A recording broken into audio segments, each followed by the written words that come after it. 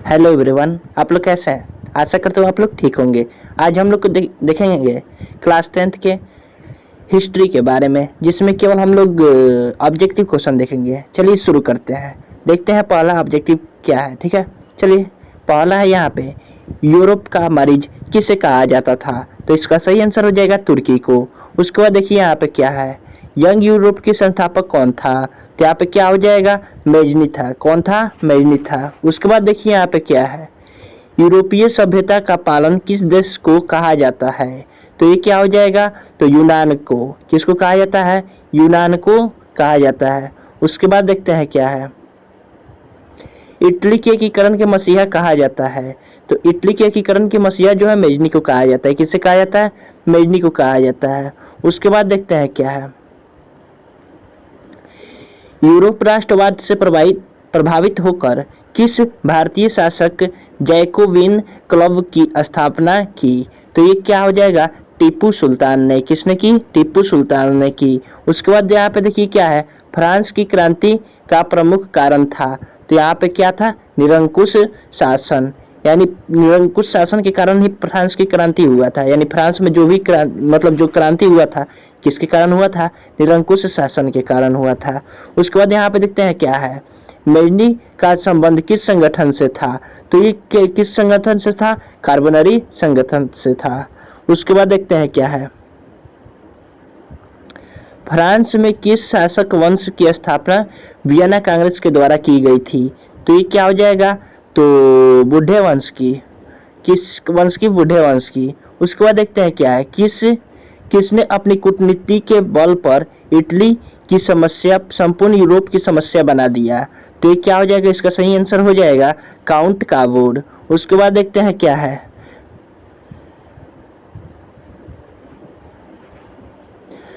William प्रथम कहाँ का शासक था? तो ये हो जाएगा क्या, प्रसा का। उसके बाद देखते हैं क्या है, जलवेराइन की स्थापना किस राज्य ने की? तो ये क्या हो जाएगा, किस राज्य ने किया था? तो प्रसा ने किया था। उसके बाद यहाँ पे देखिए क्या है, हंगरी की भाषा क्या थी? हंगरी की भाषा क्या थी? तो सब कोई जानता है, मैग्यार थी। क्या थी? मैग्यार। उसके बाद यहाँ पे देखिए क्या है, यंग इटली की संस्थापक कौन था? तो यंग इटली की संस्थापक जो था मेजनी था। कौन था? मेजनी था। उसके बाद देखते हैं क्या है, 19वीं शताब्दी में यूरोप में राष्ट्रवाद के विकास का क्या परिमाण हुआ? तो ये क्या हुआ, तो राष्ट्रीय राज्यों की स्थापना हुई। क्या हुई? राष्ट्रीय राज्यों की स्थापना हुई। उसके बाद देखते हैं क्या है, नेपोलियन साहित्य किस वर्ष लागू की गई? तो किस वर्ष लागू की गई? तो 1804 में लागू की गई। उसके बाद देखते हैं क्या है, 19वीं शताब्दी में यूरोप में राष्ट्रवाद के विकास का परिमाण हुआ। क्या हुआ परिमाण? तो राष्ट्रीय राज्यों की स्थापना की गई। ये तो अभी क्वेश्चन देखे शायद।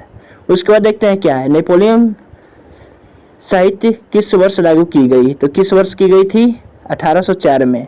वियना सम्मेलन कांग्रेस का अध्यक्ष कौन था? कौन था? तो मेटरनिक था। कौन था? मेटरनिक था।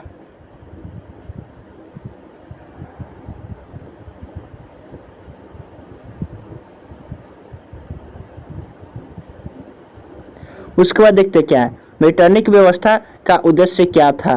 तो इसका उद्देश्य क्या था? तो पुरातन व्यवस्था की पुनर्स्थापना। उसके बाद देखते हैं क्या है,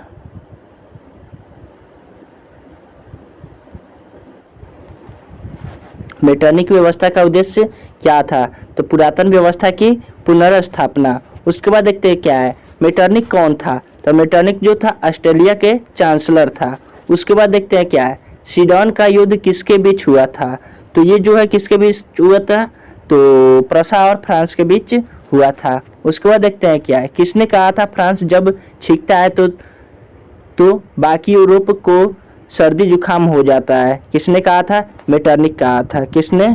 मेटरनिक कहा था। उसके बाद देखते हैं क्या है, बिस्मार्क किस विद्वान की विचारधारा से प्रभावित था? तो किसके विचारधारा से प्रभावित था? तो हिंगले के। किसके? हिंगले के।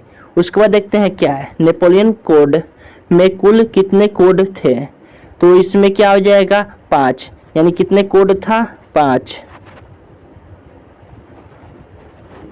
उसके बाद देखते हैं क्या है, जर्मनी एवं इटली के एकीकरण के विरुद्ध निम्न में कौन था। तो क्या था, ऑस्ट्रेलिया जो था इसके एकीकरण के विरोध था। किसके, इटली और जर्मनी के एकीकरण के विरोध था। कौन था, ऑस्ट्रेलिया था। उसके बाद देखते हैं क्या है, यूरोपीय वासियों के लिए किस देश का साहित्य एवं विज्ञान प्रेरणा का स्रोत है।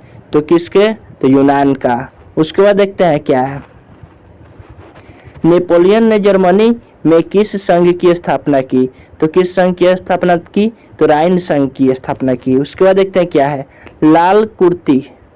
लाल कुर्ती का गठन किसने किया था। तो ये जो था गैरीबाल्डी ने किया था। किसने किया था, गैरीबाल्डी ने किया था। उसके बाद देखते हैं क्या है, किस युद्ध के बाद जर्मनी का एकीकरण हुआ। तो किस युद्ध के बाद जर्मनी का एकीकरण हुआ, सेडन का युद्ध। ठीक है। उसके बाद देखते हैं क्या है, जर्मनी क्या थी। तो क्या हो जाएगा, जर्मनी राष्ट्र का प्रतीक क्या था, जर्मन राष्ट्र का प्रतीक जर्मनिया थी। ठीक है, तो जर्मनिया क्या थी, तो जर्मन राष्ट्र का प्रतीक। उसके बाद देखते हैं क्या है, काबूल कौन था। तो सबको जानता है, इटली का प्रधानमंत्री। कौन था, इटली का प्रधानमंत्री। उसके बाद देखते हैं क्या है, जर्मनी का एकीकरण कब पूरा हुआ। तो जर्मनी का एकीकरण जो है कब पूरा हुआ था, तो 1871 ईस्वी में जर्मनी का एकीकरण पूरा हुआ था। ठीक है। उसके बाद देखते हैं क्या है, रोमानिवाद क्या था। तो रोमानिवाद जो था एक संस्कृति आंदोलन था। क्या था, संस्कृति आंदोलन था। उसके बाद देखते हैं क्या है, जलवेरिन की संघ की थी। जलवेरिन एक संस्था थी। कैसी संस्था थी, सबको जानता, व्यापारियों की संस्था थी। कैसी थी, व्यापारियों की संस्था थी। उसके बाद देखते हैं क्या है,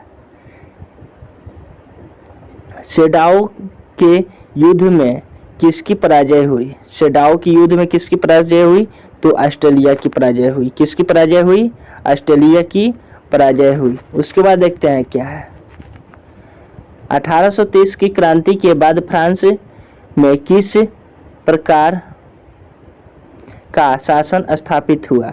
किस प्रकार का शासन स्थापित हुआ, संवैधानिक राजतंत्र। ठीक है। उसके बाद देखते हैं क्या है, इटली एवं जर्मनी वर्तमान में किस महादेश के अंतर्गत आते हैं। तो यूरोप के अंतर्गत आते हैं। किसके अंतर्गत आते हैं, यूरोप के अंतर्गत आते हैं। उसके बाद देखते हैं क्या है, एक्ट ऑफ यूनियन किस वर्ष पारित हुआ।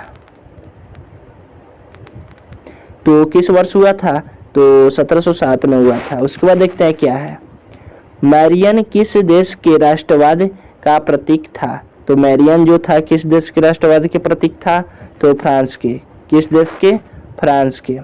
उसके बाद देखते हैं क्या है, यूनान के स्वतंत्रता संग्राम में किसकी पराजय हुई। तो तुर्की की पराजय हुई।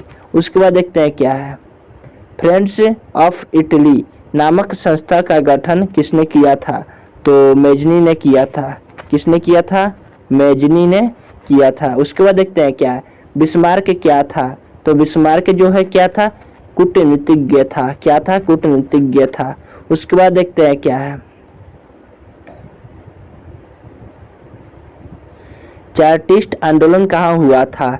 तो कहाँ हुआ था, इंग्लैंड में हुआ था। कहाँ हुआ था, इंग्लैंड में हुआ था। उसके बाद देखते हैं क्या है, सन 1870 में फ्रांस और प्रूसिया के बीच युद्ध कहाँ हुआ था। तो ये जो युद्ध हुआ था कहाँ हुआ था, तो सेडन में हुआ था। उसके बाद देखते हैं क्या है, राष्ट्रवाद की अवधारणा का जन्म किस घटना में माना जाता है। राष्ट्रवाद की अवधारणा का जन्म किस घटना से माना जाता है। तो ये जो है पुनर्जागरण। ठीक है, पुनर्जागरण। उसके बाद देखते हैं क्या है, तो क्या हो जाएगा, पुनर्जागरण हो जाएगा। उसके बाद देखते हैं क्या है, कार्बोनरी की स्थापना किस वर्ष हुई थी। तो कार्बोनरी की स्थापना जो हुई थी किस वर्ष हुई थी, 1810 में हुई थी। उसके बाद देखते हैं क्या है, किस संधि के द्वारा जर्मनी का एकीकरण पूरा हुआ। तो ये जो है फ्रैंकफर्ट की संधि, किस संधि के द्वारा? फ्रैंकफर्ट की संधि। उसके बाद देखते हैं क्या है, सेल्सविग और होल्स्टीन का संबंध किस देश के एकीकरण से है? तो इसमें क्या हो जाएगा, तो जर्मनी का एकीकरण। किसका एकीकरण? जर्मनी का। 1820 ईस्वी की एडियानोपुल की संधि किस देश के साथ हुई? तो किसके साथ हुई थी? तो रूस के साथ हुई। किसके साथ हुई? रूस के साथ हुई। उसके बाद देखते हैं क्या, जर्मन राइन राज्य का निर्माण किसने किया था? तो किसने किया था? लुई 18वां, नेपोलियन बोनापार्ट ने किया था। किसने किया था? नेपोलियन बोनापार्ट ने। गैरिबाल्डी पेशे से क्या था? नाविक। क्या था? नाविक था। उसके बाद देखते हैं क्या है, फ्रैंकफर्ट की संधि पर हस्ताक्षर कब हुई थी? तो कब हुई थी? तो ये क्वेश्चन में थोड़ा सस्पिशन है, आप लोग देख लीजिएगा। चलिए मिलते हैं नेक्स्ट वीडियो में, तब तक के लिए बाय बाय। वीडियो अच्छा लगा हो तो लाइक, सब्सक्राइब और शेयर जरूर कीजिएगा।